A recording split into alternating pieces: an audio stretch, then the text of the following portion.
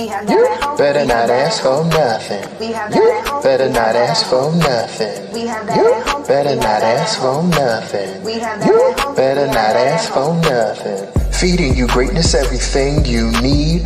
Pull up to the table and fulfill your dream. We got the last week for the culture and what's trending.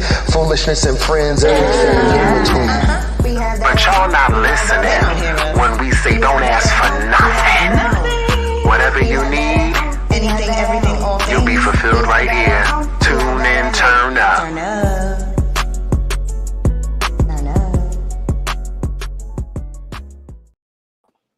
What's good, everybody?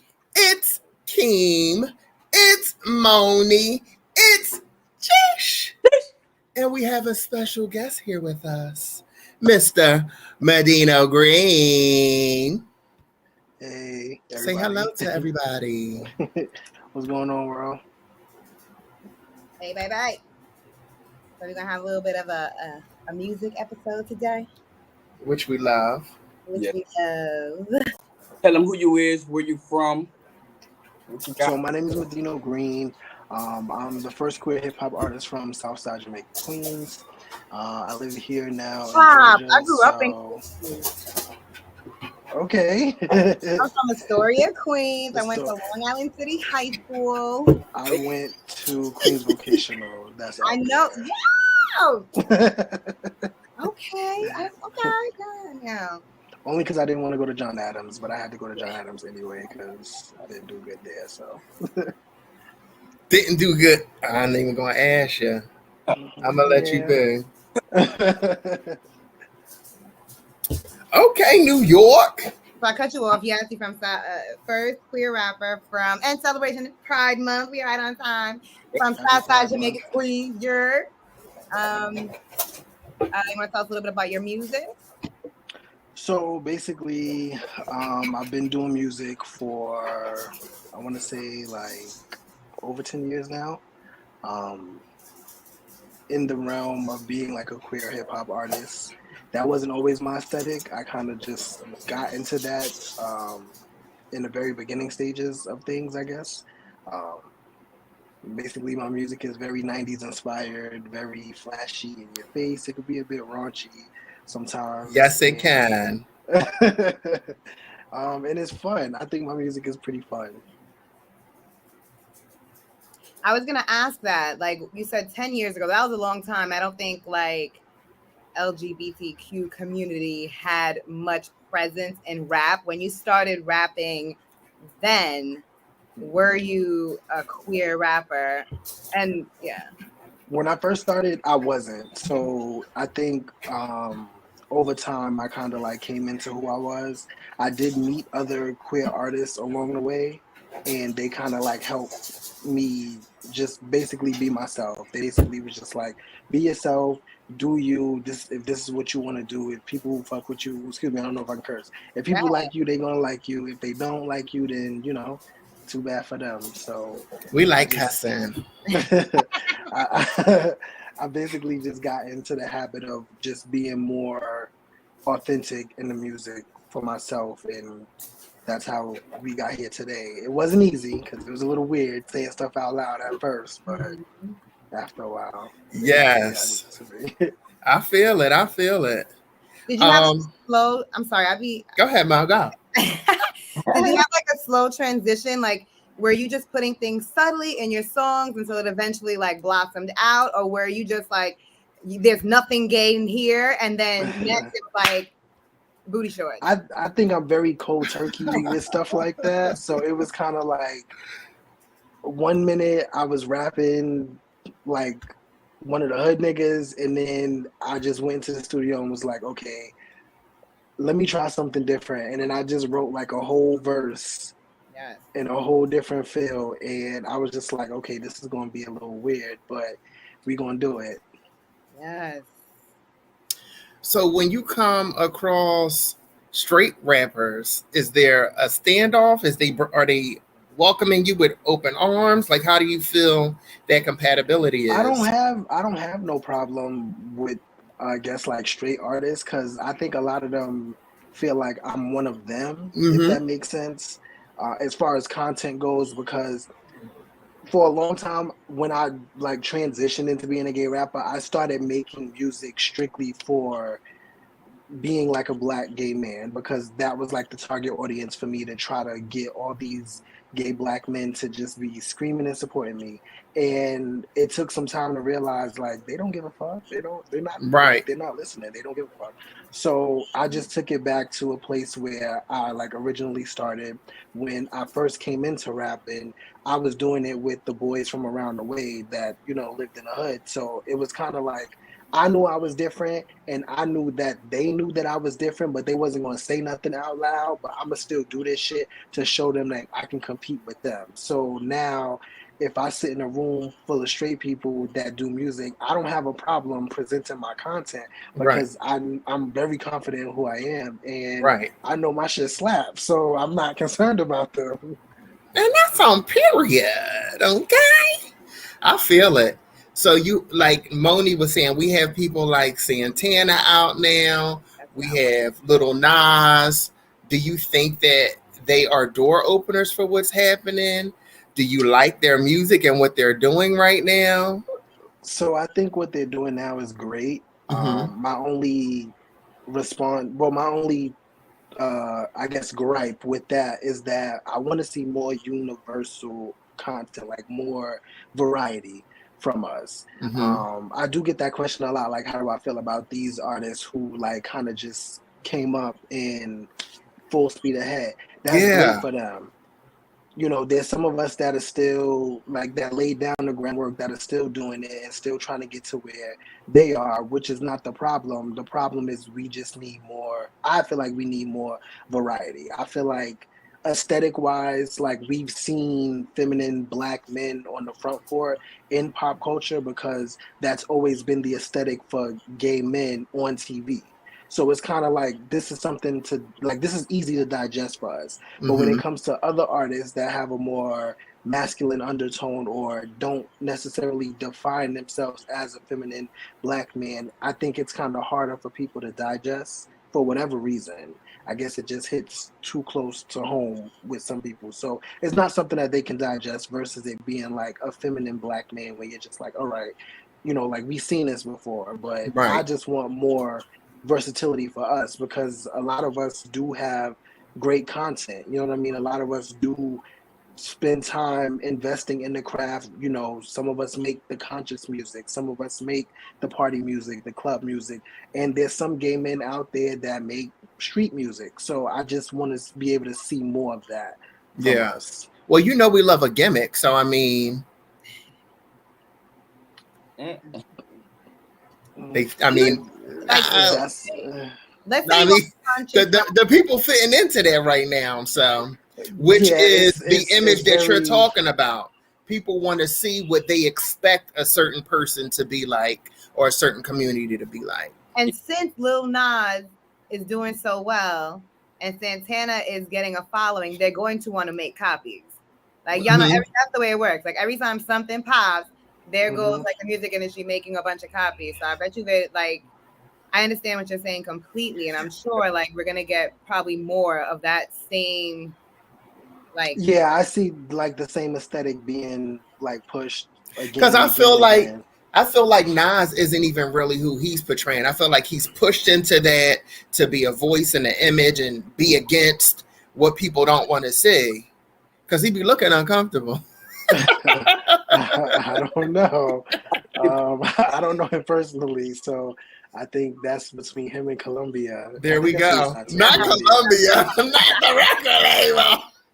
Yeah, that's that. I mean, they the ones that be calling the shots. So Yeah, I yeah, mean, yeah. it's That's exactly you how it know, be. I don't know. I I look at think and y'all know that's that what I they don't really doing. yeah, I look at them like, artists first. I don't really personalize. I feel like that's just like personalized stuff. Like we'll hear about it in the music, you appreciate it. I don't really fuck with Lil Nas X too much. I'm not into his music, but yo, Santana, he be coming out with hits. He got Yeah, like he makes good music. Like I don't ever want people to think that I'm a hater or I'm bitter or no. anything towards You him, can't be a hater. because You're good. they ask me that question a lot, and I'm just like, no, I don't have nothing against him. I just want to see more of us getting the same response that he's getting. You know what I'm Right, right, saying? right. Because there's so many different types of us that could be represented. So that's Absolutely. really what I want to see. Yeah. I agree. I want to see that too. I want like variety. Jeesh, we can't hear you. You breaking up. Okay, you heard me now? Mm-hmm. Yeah, I got my speaker. But yeah. So no, I was just saying, like, I wanted to be more variety too. I agree with that, like, statement. Like, as far as like, I like how it was in the '90s, where it was a variety. You had the conscious people popping, you had the pop artists, you had the hood artists. Like, everybody had a lane. Cool.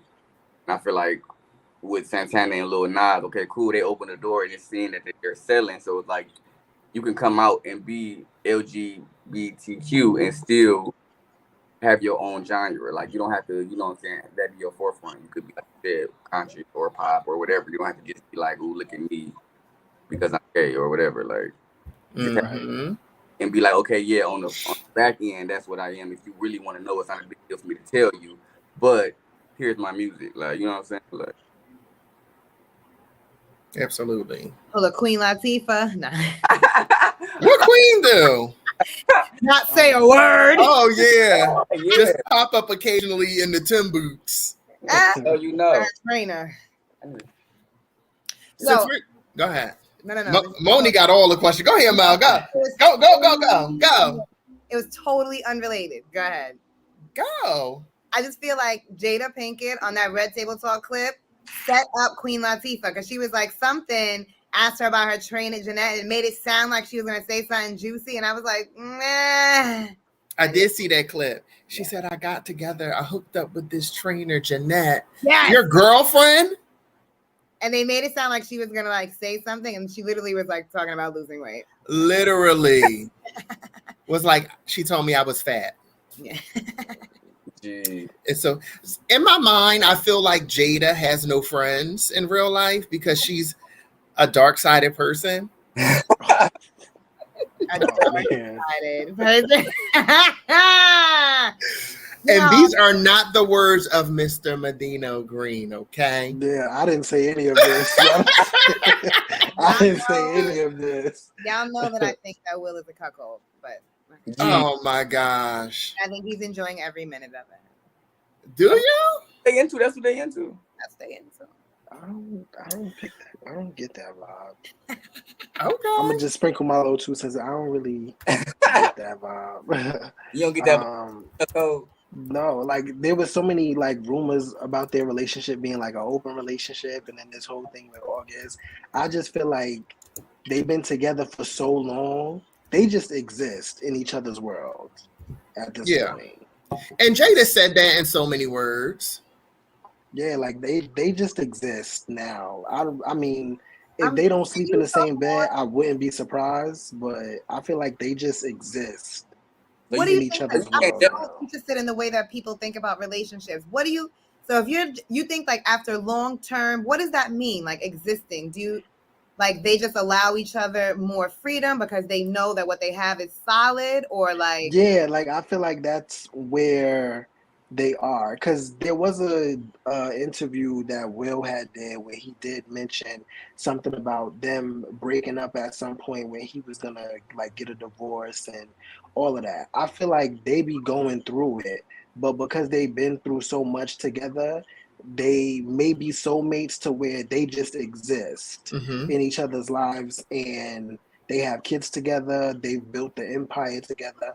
They just exist to each other, and I don't know if they out doing their own thing. If they are, whatever they doing, it works for them, because don't nothing get exposed about them until it come out of somebody's mouth in the house, if that makes sense. Yeah, agreed.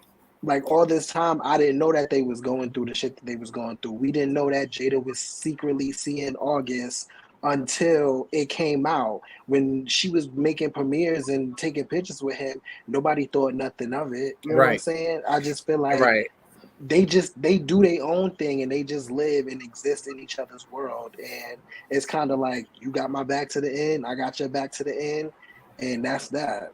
So and they said, go ahead, Jish. I said, so definitely swingers. Because Because Will said Jada did not cheat. He Right. did know about everything. There's never been any infidelity, which So which tells you what it is. They exist. And Jada has said, once we're married, we're not getting divorced. We're going to be in this thing, whatever that thing is. So yeah, they could just be existing in each other's world, married, and I think when you're around somebody or been with somebody for that long, you become comfortable with the person. But you don't think that Will likes to hear Jada call him August? I don't know. No. All right, I have a little bit of an obsession. I know everybody's over it, but I have an obsession. Every time we talk about Will or Jada, I'm obsessed with this Oscar slap. I am. I don't know why. I really want to understand it because it seems insane on like many levels to me. What do you like? Just perspective, if you'll indulge me. What is it? The Oscar slap. The Oscar. I feel like that came from a place of humiliation. Now, how he handled it, I'm not in his shoes, so I can't really say, I didn't know that Jada had came out and spoke about her having alopecia like sometime before that. And even though Chris may not have known, because I didn't know, so maybe he didn't know. But I feel like him kind of like just pointing her out, singling her out, the fact that we know she's used to having like a shortcut. You kind of like tried to antagonize her by calling her G.I. Jane and all of that other stuff. And I feel like people were laughing because they was kind of just like, what? You know what I'm saying? Like they didn't know how to read the energy between the both of them. So people are just laughing, but I felt like there was some nervous laughter going on because I'm sure people knew. Now, when he got up to slap him and sat back down and was like, keep my wife's name out your fucking mouth, I think at that point it was like he was feeling humiliated. And then they gave him a round of applause for that. I'm sure they thought it was fake because these are actors. So they, but he said like he really slapped the shit out of him. I think a lot of people dragged it out for a long time. It didn't need to be dragged out that long. They wanted to stop production with him and all this other stuff. Y'all can't replace him doing anything. Y'all banning him from the Oscars for, what was it, 10 years, 20 years? Mm-hmm. Yep. God forbid something happened to him, then y'all going to be doing a fucking... memorial tribute. A memorial and a tribute to him. And 10 years is a long time. Like, who's to even say he's going to be around in 10 years to even want to attend the Oscars after that? Because these shows have shown us time after time, they be running rigged. They be playing rigged games sometimes. So if they thought that this was an issue, wait until next year numbers drop and nobody watches it. Everybody's going to be watching the Red Table Awards. Then they're really going to be sick because then it's just going to be like, damn, nobody wants to see this no more. Right. A lot of people coming out weeks later talking about they scarred from it and they what? Like scarred from what? Because somebody got slapped? I know, yeah. I hate when Wanda Sykes and Amy Schumer said they were traumatized from the slap. People act like violence doesn't exist, or they act like when you become a certain person or you get to a certain place that you are not liable to see realistic shit happen. Right. Like if somebody was sitting there clowning your spouse, maybe you would have gotten up and walked away, but that's not how everybody's going to handle that situation. Some people agreed with the slap, some people didn't, some people feel indifferent about it. There's no way you can agree with that freaking slap. That thing was wild. I just feel like it was dragged out and nobody knows anything. I just seen Tyler Perry today say he had spoke to Will in that moment and Will was in shock that he had done that. And I feel like it was what you said. He was in shock. He felt like he needed to do something to stand up for his lady. Right. You got to stand up for your woman. Because he had already, he had everything else already happen in August and people calling him weak and hurt. Yes. That's crazy. So I don't feel no type of way about the slap. To me, like he handled his business, but when you handle your business, there's always something to come with it. So oh yeah. So since we're talking about this award slap, You know Lil Nas is beefing with BET because he ain't get his nominations. You already shaking in your boots, so you got something to say about it. Do you I feel do. like I award do. first? Do you think that award nominations even matter? And how do you feel about Nas's beef with? Because people are saying Black Entertainment, whack. Um, Jack Harlow had his biggest come up off a Little Nas's song. So tell us how you feel about that. So I do think award shows matter because that shows the progress that you've done or that the work that you put in is being recognized by people and they like Mm-hmm. it. As far as the Little Nas X and BET thing, BET is not homophobic. Let me just put that out there because they just picked up Jesse Smollett movie B-Boy Blues for BET Plus, and I have a song featured on that movie. They're not homophobic. The whole cast is queer. Even Mm-hmm. the soundtrack is full of black queer artists. They're Yes, it not, is. like they're not homophobic. So let's just get that out the way. Secondly, like to anybody that's questioning that, Google is free. You can look up how to get a BET nomination and it will tell you the way nominations work. BET has an academy of 500 plus people that includes bloggers and whoever else. I guess it's like a secret club. They send these ballots out with artist names and whatever on it. The committee or the academy, they vote and send it back to BET, and then that's basically how you get the breakdown of the top 4 or top 5 artists. If his name, like, we don't know who names are on the ballot until the category opens and then they show us the top 5. But who's to say that somebody else wasn't 3 votes shy from Mm-hmm. making that top 5? You know what I'm saying? Mm-hmm. So it's just like, I get people being upset and feeling like, they should have did this for him. They should have. He did the song with Jack Harlow. It was dope. It had everybody talking. That's great. You know what I mean? But I also want people to look at the work ethic behind that because he did put his album out and then he disappeared from social media for like 4 months after, if I'm not Right. mistaken. Right. So people voting probably looked at, okay, your album dropped, everybody supported the album. I even supported the album. I bought a couple of songs off the album. And then you disappeared from social media. So it was kind of like your album really wasn't getting the playback. And then somebody asked the Mm. question, like, is people even still listening to his album right now? And I was just like, if we being honest, I don't think people are. They might listen to 1 or 2 songs, but if we speaking on like work ethic overall, like he did what he had to do. He dropped the album. He had like crazy promotion and everything with him being pregnant and everything. All of that was dope. Like everything was dope. I just wanted him to keep going after he dropped the album, but he wanted to take a break from social media. I feel like that break kind of put him in a tight spot when they did the voting on the album. Now, as far as Jack Agreed. Harlow, I never listened to any of this dude music, so I'm not going to stay here and act like I did. Not this dude. No, I'm just saying, like, I've never listened to his music or anything like that. I've heard him rap a few times, but he's been pretty consistent. He hasn't taken a social media break or nothing like that. So I feel Mm-hmm. like the way an artist responds or moves after they release a project, that really determines where you land on the scale.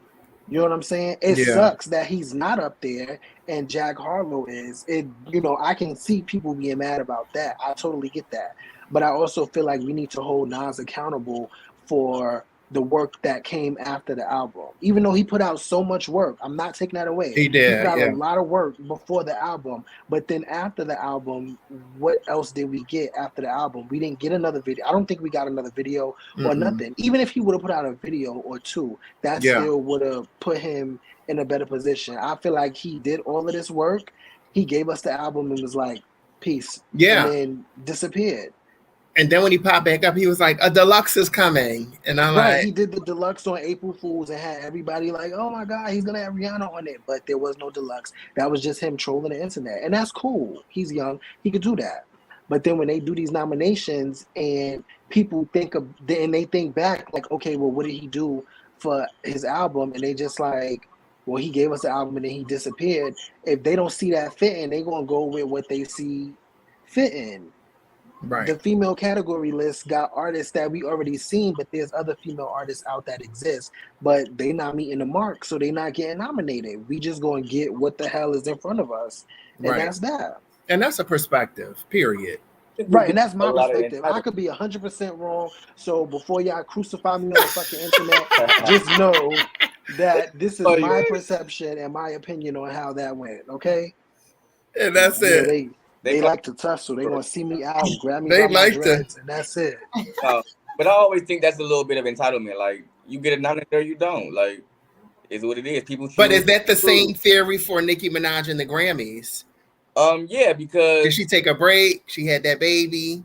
She played too much. No, I feel like it's already known that it's like a whole situation behind that. But even outside of that, it's just like, okay, they didn't choose you. That don't take away from the work that you put in it. It may feel like a snub to you, but it's like, as long as you got solid core fans, that's exactly. She says she still wants it, so she's not bitter about it. Not for nothing, he could hit the drawing board and do something else. Yeah, absolutely. I honestly hate to think that social media has such an effect on an award show. Like, I would hope people would take the music, the album, listen to it, and then be judged by that. Because Jack Harlow, he has other shit. Like, this is his first official album, and he is dope. Like, I do like him. Although I spoke about my words about his album before. He has a lot of features. Every song has some sort of sample on it. But first album, it seems like he took all his stuff that he'd been holding in, threw it out there. I think next album probably be more authentic. We'll see what happens. But it is good. The album is smooth. I just again, he's not. I think Lil Nas X has really hit some milestones. I feel like I need to go do some Googles. But I would I hate the idea that social media has such an influence over an award show. It should just have that little fan award fucking influence. He should have won something. He should have been nominated for something because he did work hard. I'm not going to take that away from him. I just also want people to understand BET is not really responsible. They don't pay me for nothing. So I'm just saying they're not necessarily responsible. I feel like the ballot thing is valid. Yeah. You write a bunch of names down and you give it to the people, or you ask them to cast a vote. If anything, the people should be mad at whoever voted in these categories and ask why it wasn't. Yeah, right. They're thinking about what's present and what's in their face right now and what's constant in social media. Right, or something that they can remember. Maybe they did not remember him from doing anything because the album came out last year. No, it was this year. Okay, so it came out at the ending of last year, but it still qualified for whatever it was that was going. It still qualified. Right, it still qualified for the time frame. So why they didn't pick him, that remains a mystery. But again, the Academy is anonymous anyway. So who is in the Academy, we would never know. It just says bloggers and people in the music industry are in there. So it's definitely something shady going on behind it. But, hopefully that doesn't tear him away from doing music and he does something else. And, let's try again next year. And that's it. Agreed. Keep your head up, Nas. Yeah. Mm-hmm. And I really think that as far as the award show thing, I like the show of award shows, seeing the performances and stuff. So I don't want them to go away because I do enjoy them. And I think there's always something of no matter what field you're in, but you want to be recognized. It's an honor that people thought about you and you're getting a little fucking statue to commemorate its achievement. Right, for that moment. Yeah, and he performs his ass off. He does his little 1-2, the Michael Jackson Remember the Time thing. That's what I got from it. But that's classic shit. So I'm not taking away any of on that. The BET Awards. Right, but for whatever reason, they just didn't nominate him, and I kind of want to know why. But in my opinion, I feel like a lot of it has to do with the presence of him disappearing after the album, and and that could have been for personal reasons. We don't know, but we do know they didn't nominate him, and they, that kind of bothered him, and that could stump anybody, honestly. Any artist that feels like they've worked hard for a BET award, and then they don't get it. Yeah, that would probably bother me as well. I don't think he's going anywhere. I kind of think Lil Nas X is like a Cardi B. Like he can do this, he can do that. I feel like he's gonna branch off into a bunch of shit. I can definitely see him. Absolutely. Like he's witty, like he's a good voice actor guy, funny. Like I can see him doing a bunch of stuff. A voice actor. Okay. So, Mr. Medino Green, what is... First, I wanted to talk about the TikTok culture of every damn thing, because Miss Chloe Bailey just the other day was talking about how people don't want authentic artistry. They want something quick. They get bored quick. Everybody's making music that accommodates this fucking TikTok. And I'll be trying at 35 to be hitting them boom, boom, bop, bop, boop, boop, boop. Me and Mo be trying to hit them things. G-Still, we all be trying to hit them things. Be sweating by the time we get the final take. But what's your take on the TikTok culture? Do you feel like it hinders you being able to make music that you want to make? Do you think you got to make music that accommodates that? What's your take? I think TikTok culture is present, is now, and it's probably going to be the future for a lot of artists. I think the purpose of TikTok as an artist is to just reach out to a different audience that you can't necessarily reach on your regular social medias. Mm-hmm. If you play your cards right, people will use your sound, and that's basically how you get to where you need to go. You want to make stuff friendly for this day and age because everybody needs to be able to relate to it, which is why Clap exists, because I think it's something that people can remember. It's something quick, it's easy. Even though I don't like dumbing down my content, I've learned over the course of time that sometimes simple is good. So I think right now, say that again. I'm so corny. You said simple is good. I'm like, simple is fun sometimes. When you out dancing, having a good time, everybody needs that. And we need the cookout anthems. We need the club anthems. Like that shit is fun. And I think part of us being in this world is like to experience pleasure and joy.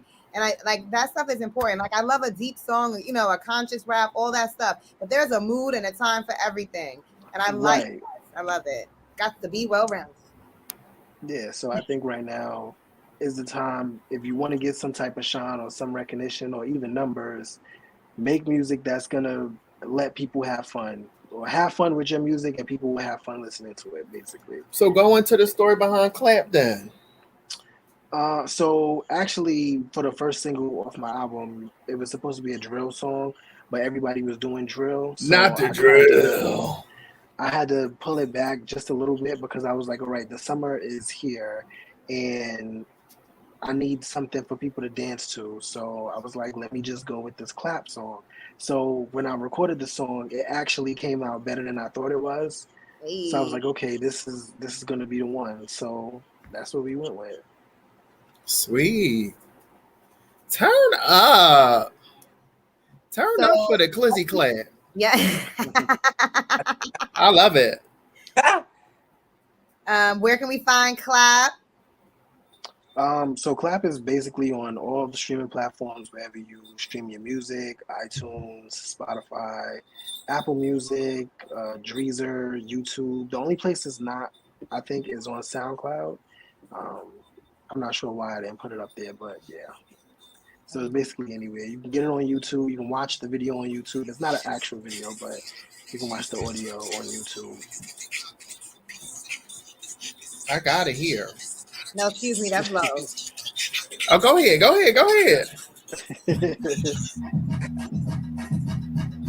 Hey.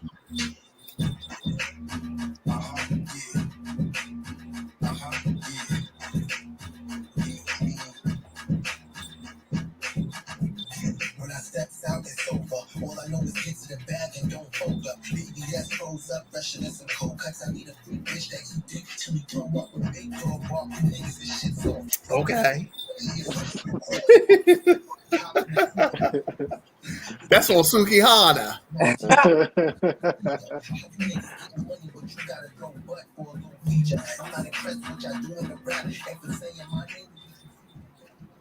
All right, see, I love it. Yeah. You obviously had a reaction to the little line. What was the line that had y'all back there? You want to repeat it, or you want me to repeat it? You gotta do it with a body roll. It was something along the lines of giving head to your throw up. That's that Suki Hana. Hey. So that's what be going on. I love the clap. I'm just going to name some songs that I listen to that I like. Love Clap. I love Good Dick, Jersey Club Mix. I had to listen to it because it said Jersey Club Mix. Hey. That was a pop. I love the mixtape Bomb. And your latest mixtape In My Bag, right? Mm-hmm. And where's my other song at that I love? Another song on there that stood out to me was Wild Safari, because I hear in the 90s in all your music, the Biggies, the Kims, the New York, the beats that he using, he remixing. I was grooving, absolutely. I gotta stay true. Yes. And then let me see if I can find my other song I like.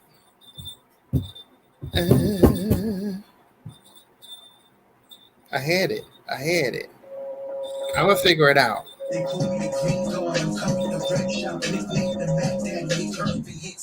Hey! I was driving through the suburbs. They didn't know what was happening out there. I was right up in Queens, so this love that shit. Hey! Hey! Oh, I love a good dancehall. You know they do the rhythm, so everybody throws their own little shit on it. I love it. Absolutely. You have so many good tracks. Yes. Thank you. Strive. Damn, where's my song? It was like, it gave me Vogue feeling. The Carry? The Carry was carrying. And I just been binging fucking Legendary, so I was in my bag. I was like, I gotta figure out how to do this. I don't know. Hey. I love a heartbeat. Right. Yes.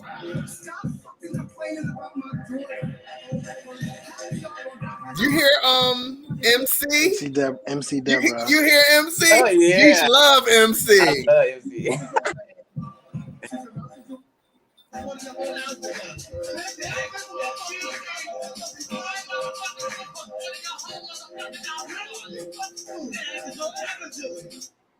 Just in case they forgot, it's me coming for their spot. You don't know gotta be in the plot. Everybody know green is hot. Came in the game, season spots. You don't wanna bump heads, I'ma leave it not. I'm over here, grab you a season spot. I came with no leash, thinking that you won't get touched, I got reach. Y'all niggas never been hot, that flow weak. And now they tryna like my style is so sweet. Y'all niggas trying to gas on me. I can't shake shit up, y'all sweet. Word to a working bird, I did ya. See the game that flashes, no camera. I'm about to nail these niggas with no hammer. 6 o'clock, go for the bumper, I'll change ya. This that fuck if they like it. This that fucking I fight shit. This that rose on my wrist. This that damn thing on my dick. It's bopping. You getting it. You getting it. You it got took me it. 2 years to get the rights to that instrumental. Ooh. Wow. 2 whole years. Wow. Because I heard the instrumental. I was like, I have to have this. I wrote the song. I put it out. And then everybody was like, I want to be able to stream this, because that song is actually on another mixtape called The Carry, because I have another mixtape called The Carry, which was around that. So that was one of the original instrumentals on there. So it took me 2 years to find a producer and reach out to him. I had to reach out to him several times, and then he finally responded back to me on Twitter. I think it was on Twitter. He responded back to me, and I sent it to him. I was like, I need this beat, like whatever, I'll pay whatever for it. We did the transaction, got everything. It was, and now it's on streaming platforms. That's what's up. I love it. That gives me hope. People responded to the song very well, so that's why I was like, I need to get this song out, because as soon as I press play, I was like, this is hitting. I ran through it. I watched B-Boy Blues.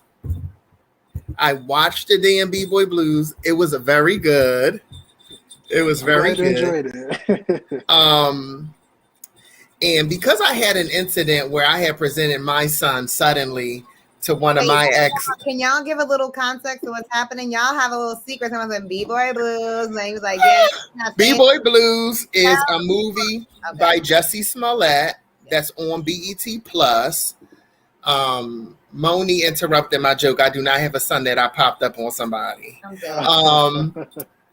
And Medino is on the soundtrack. You can tell us how that came about in a moment. But it's a Jussie Smollett film that came out. It's on BET Plus, and he's on the soundtrack. How did that come about? So one of the actors that is in the film, Bryant, he also is a rapper as well. Oh, okay. Him and I are like this. We worked together on a lot of songs, released, unreleased, and we did this song for his album.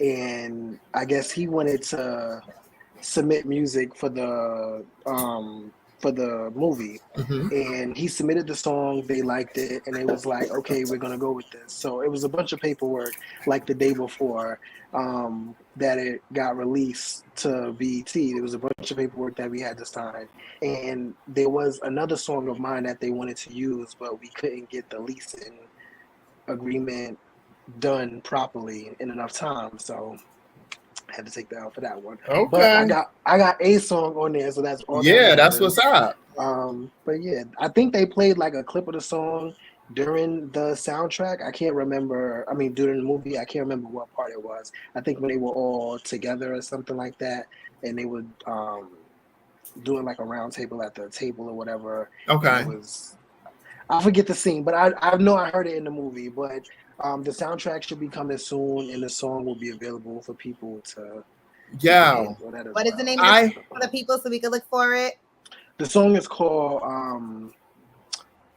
"If You Don't Want to Stay."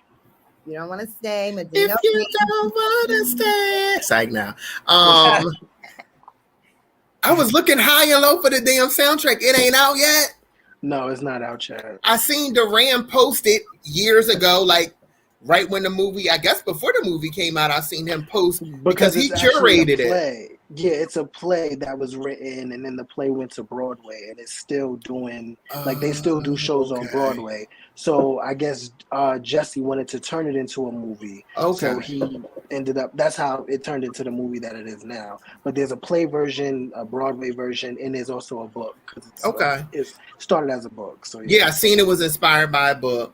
I watched it. It was very good. You guys got to check it out when you get a second. I haven't seen it yet. I'm definitely going to check it out now. It's about two guys meeting from two different worlds, and they're trying to work out this relationship, and it's hectic, just like everything else in the world. But it was really good. So congratulations on that. You making big moves. Yeah. Thank you. You out here doing the thing. You over here fighting for rights for instrumentals and stuff. You doing big things because a lot of people don't take it that far. Yeah. You know what I'm saying? They want to do this thing, but they ain't taking it that far. So kudos to you. It's very expensive. So I can. And I'm gonna have to look up the carry too because I didn't see a full. Is that on your SoundCloud as well? Yeah, that's on SoundCloud only because there's instrumentals on there that I don't have like proper leasing to. So to avoid those engineers or producers coming after me, I just keep it on SoundCloud. Okay. It's free for anybody. Tell everybody where they can listen to your stuff, find you at, all of that. So majority of my discography is on SoundCloud. So you can go far back in time. I wouldn't say it's like when I first started, but you can get some early content if you go down the list and pretty much just take yourself on a journey up until now. If you go on iTunes or Spotify, you can get all of the content that I've basically invested money into, as far as being able to keep these things going and keep the lights on at the house. So turn out. I was listening to Apple iTunes, and there is still a lot of songs on there. I know you said there's a lot on SoundCloud, a lot on Apple Music too. Yeah, there's a lot on Apple Music as well. But if you really want to get into, like, I guess, the New York side of things, I feel like as an artist, you got to be able to I don't want to say code switch, but you just gotta know when turn it on and turn it off. right, turn it on and turn it off. I think for mixtapes, I have more fun doing mixtapes, so that's that's the mixtape side, and then you have the more commercial side, which is like Clap and the other projects like the Carry and stuff that come with it. Do you have a TikTok challenge for Clap?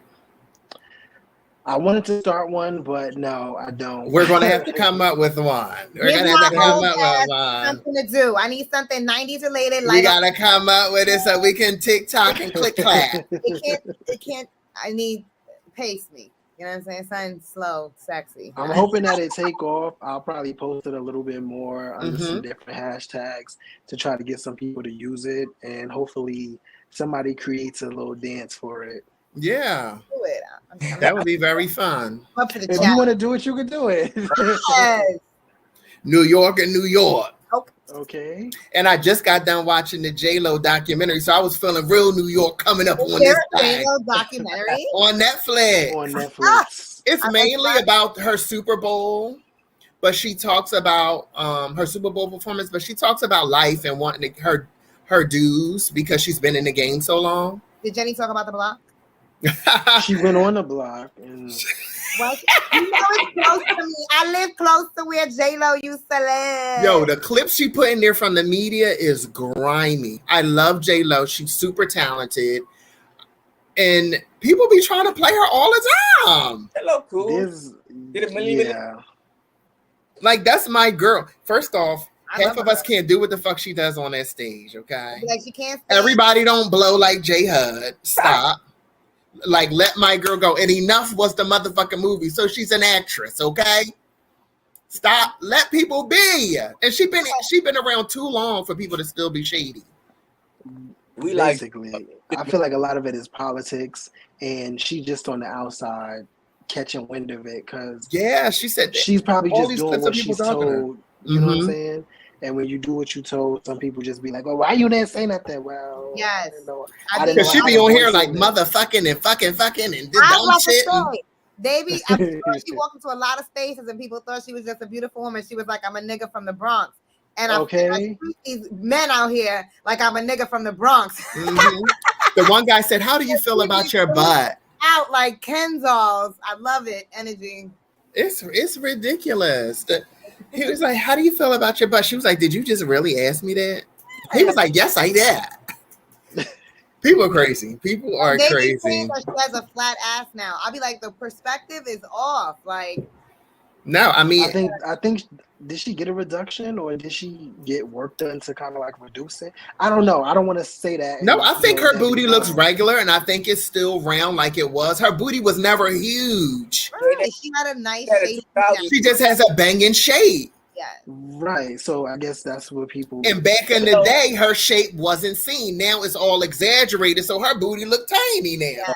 Yeah. But they still talk about her. Let's get it clear. She had a 2000s booty. She didn't have a 2020 booty. That's the difference. That's the difference. For the era. Yo, I'm dead at motherfucking Lotto and Santana in that song. Some shake with your Dr. Gabe. Okay. Ridiculous. Ridiculous. Yo, before we leave, let's get into some fun. Let's talk about friends first. What about your friends?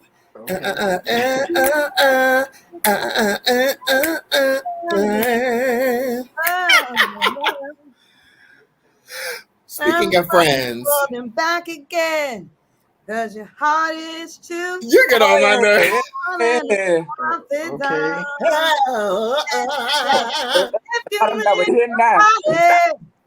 And invited everyone you knew.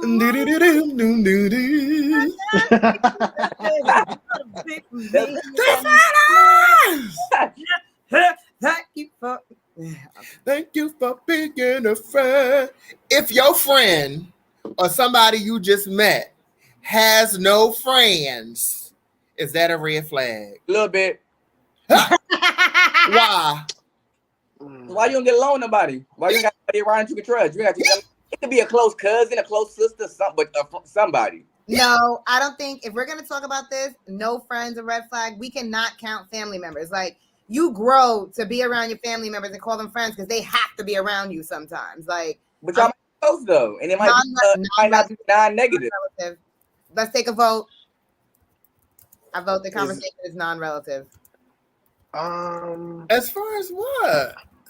I don't think not having friends is a red flag. Sometimes you could just be like an antisocial person, and you could just be to yourself. So why you want to make friends with me?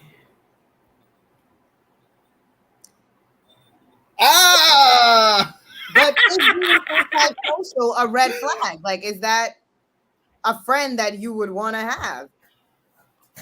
No. If somebody didn't have friends and they came to me and said that they wanted to be my friend, I wouldn't take it as a red flag, but I would want to know like who sent you. Because this is a decoy, like this is a setup. Who sent you? Wow. I would want to know who sent you because somebody sent you to either set me up and you the last person that I'm with. I do find it kind of strange. People jump out the window and be like, I want to be your friend.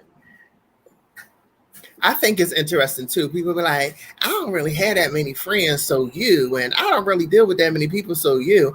And I'm like, well, I don't really want you to be on my neck. Like, but there are some people, they have people that they associate with, they don't consider them to be a friend because, you know, like your mom used to say, everybody is not your friend. So there's some people that have associates that they may click with on a regular basis, but they don't really consider them to be a friend. Yeah. I'm a Capricorn, and I just, like, I don't know.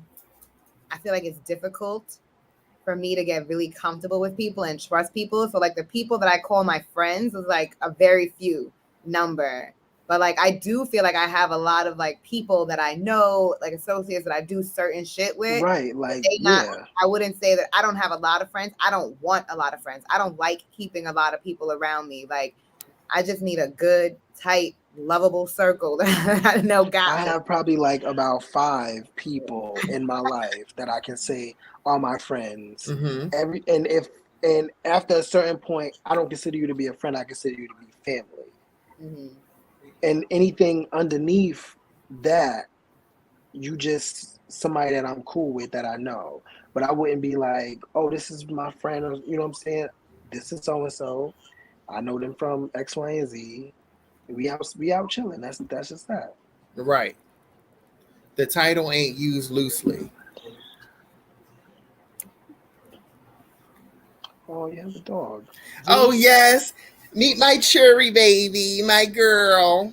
I got one too. About earlier. She's healed up. The groomer cut her neck open. She just got her cone off. Gary, why you say it like that? Because that's what the fuck they did. They sound like they're like, I'm in a legal battle now. Okay. Really? They dug too deep. Yeah, she had to get stitches and everything. I hope they paid for that.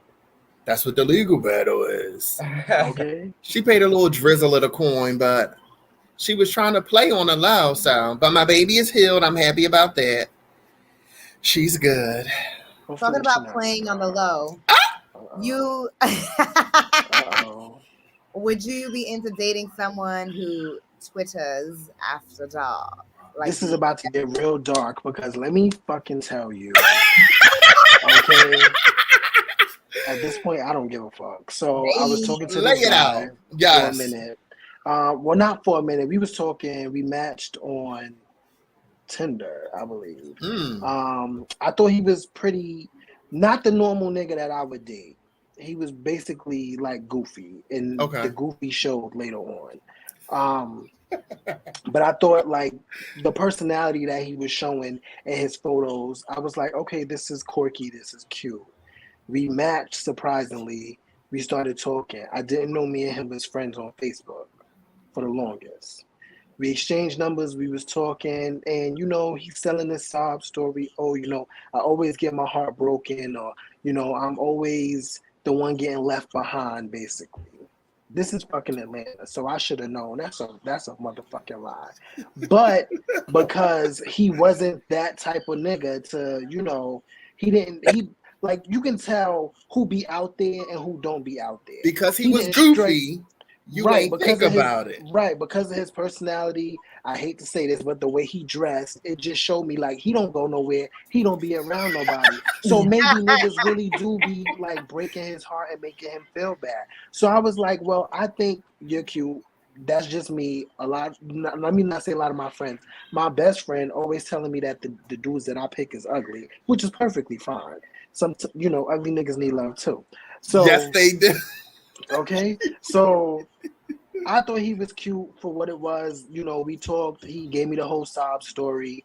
We never linked up though. We never met up because it was always something with him. And I think at the time he had lost his job or was trying to transition jobs or whatever. And I was just like, okay. In the back of my head, I'm like, I'm not taking care of nobody else's son, so that's gonna be clipped. But we still gonna talk. We'll be cool or whatever. Then time passed, we still talking, and then next thing I know, like he acting funny, he moving funny. I'm like, what's going on? He tried to make it seem like I was yelling at him and all this other stuff. I wasn't yelling. I was simply just asking, like, what's going on? Where are you? Like, are you okay? Because if we talking and we texting and then the next day I don't hear from you, I'm gonna be like, okay, like did something happen? The nigga could have died in his sleep. I don't fucking know.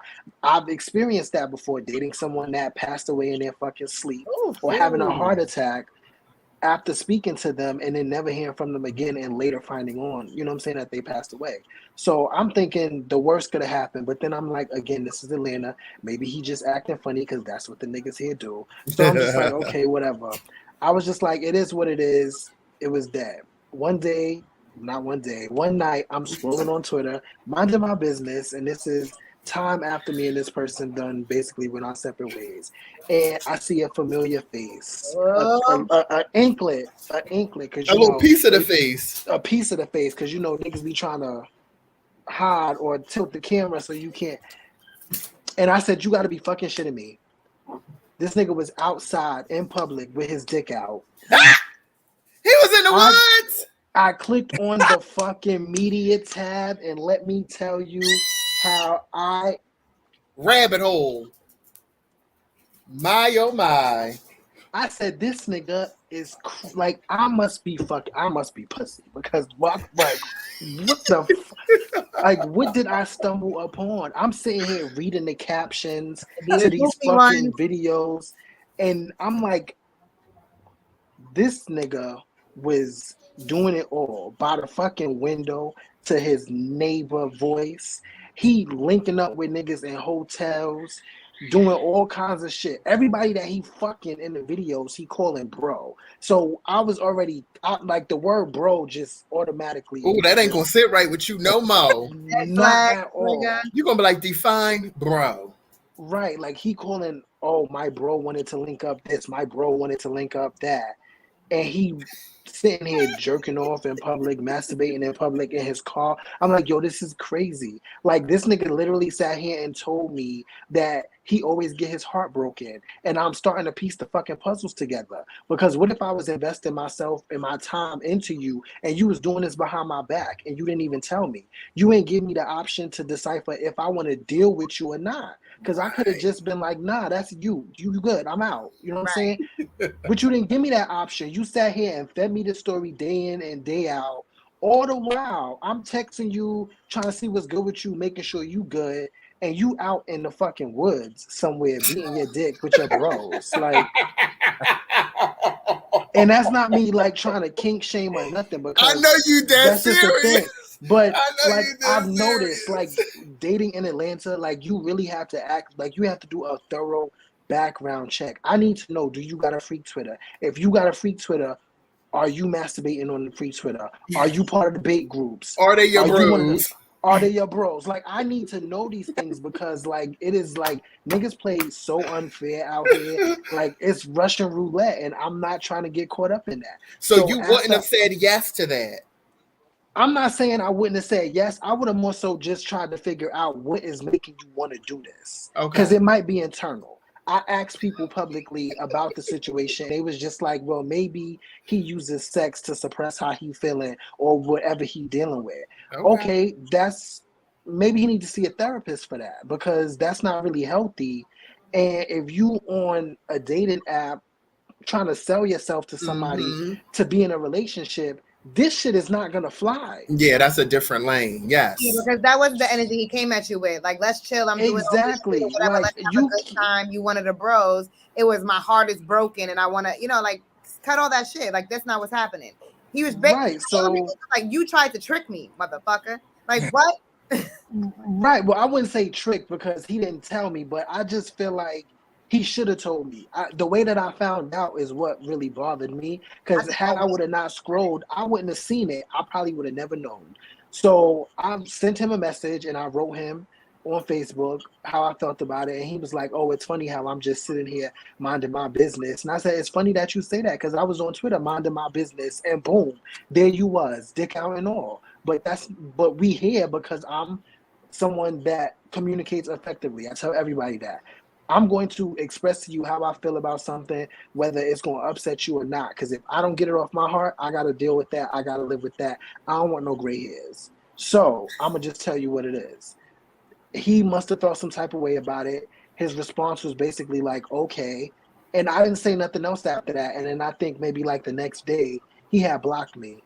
I'm perfectly fine. I am perfectly fine. I am perfectly fine. You can block me everywhere you fucking want to block me, but you cannot now deny the fact that I know something about you that the next nigga you talking to might not know because you ain't even tell me. So I can only imagine how many times have you ran this fucking sob story on somebody for sympathy. And why? Like, why put that energy in it? You just really want somebody to feel sorry for you for a little while and have some fake love? Like, for what? Right. Like, what is it? Because you telling me this sob story, but you in the window jerking off. So the math not mathing to me. So what is it that you want from me? That's that attention shit. That's all the attention. And I hate to be that person, but it's just like niggas will tell you they want a relationship and then turn around and be doing the wildest shit that'll have you questioning, like, yes, what head are you thinking with right now? Really it's not the one up here. The math is not mathing up here.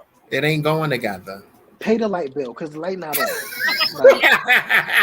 And last question, yo, that was hilarious. People are crazy every damn day. What took you out to ATL and how are you liking it? Oh, okay. Let me stop for they jump me in the streets. You know they like to tussle. Okay. You finna jump me? Be honest. Nah, it's been pretty cool so far. I moved down here basically because up north was getting way too expensive. I lived in Boston for a couple of years, and that's where I was just like, it's dead for me. My parents live out here, so it was nice to be close to them because they left New York. So it's good to be close, but not too close because I still gotta travel to get to them. So, I like to keep that distance. Yes, absolutely. Music, obviously, this is like the music mecca. So, trying to make some things happen.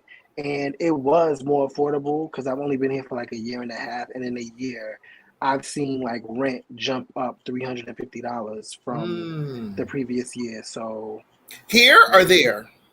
Here. Because when I first got here, I had a 2-bedroom, 2-bath, and it was like 15 something. And then when they wanted us to renew the lease, they wanted to renew it, but the total was coming out to like 18 something. It was like $350 difference. I was like, no. They're wild. They're wild. That's crack. Those are crack prices. Y'all got motherfuckers stealing the fucking thing under people's car. Y'all don't have a gate on this luxury apartment facility. See? Like, what am I paying y'all for? Because y'all slap paint on the walls? Right. That's what they do. That's what they do. Not $350 worth. I got a new refrigerator. Okay, the refrigerator. That's what they do. Fucking dent in the door. I could let me stop, but they not fucking rent me nothing else. They like, listen, they might be on your neck. They gonna be like, we seen what you were talking about. Like, we seen what you said.